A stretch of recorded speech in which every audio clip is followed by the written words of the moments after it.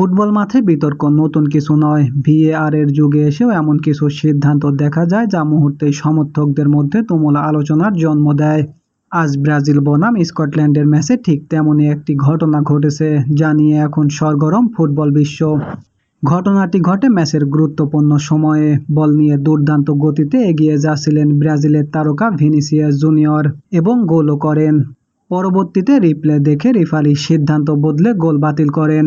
Vini নিজের স্বাভাবিক গতিতে বল নিয়ে এগিয়ে যাচ্ছিলেন। ঠিক সেই সময় স্কটল্যান্ডের ডিফেন্ডার পিছন থেকে এসে তার পায়ের সংস্পর্শে আসেন এবং মাটিতে পড়ে যান। অবাক করার বিষয় হলো স্কটল্যান্ডের খেলোয়াড়রাও ফাউলের আবেদন করেননি, কিন্তু তারপরও রেফারি বাঁশি বাজিয়ে গোলটি নাকচ করে দেন। এরপর থেকেই শুরু হয়েছে বিতর্ক। ফুটবল প্রেমীদের একাংশের দাবি ভিনিসিয়াস বলের সম্পূর্ণ নিয়ন্ত্রণে ছিলেন এবং নিজের স্বাভাবিক রানিং লাইনে দৌড়াচ্ছিলেন। তবে প্রশ্ন, একজন ডিফেন্ডার যদি পিছন থেকে এসে সংস্পর্শে পড়ে যান, তাহলে সেটি কিভাবে আক্রমণ ভাগের খেলোয়াড়ের ফাউল হয়? সোশ্যাল মিডিয়ায় ইতিমধ্যে হাজার হাজার সমর্থক রেফারির এই সিদ্ধান্তের সমালোচনা করছেন।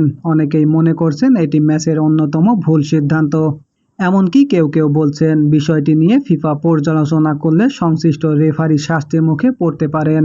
তবে বাস্তবতা হলো, এখন পর্যন্ত ফিফার পক্ষ থেকে কোনো আনুষ্ঠানিক বক্তব্য বা শাস্তির ঘোষণা আসেনি। তাই সবকিছু আপাতত আলোচনা ও জল্পনার মধ্যেই সীমাবদ্ধ। তবুও বিতর্ক থামছে না, কারণ রিপ্লে দেখার পর অনেকের কাছে সিদ্ধান্তটি রহস্যই থেকে গেছে। এখন প্রশ্ন আপনাদের কাছে, এটি কি সত্যি ফাউল ছিল, নাকি রেফারি ভুল সিদ্ধান্ত নিয়ে ব্রাজিলকে একটি সম্ভাব্য গোল থেকে বঞ্চিত করেছেন?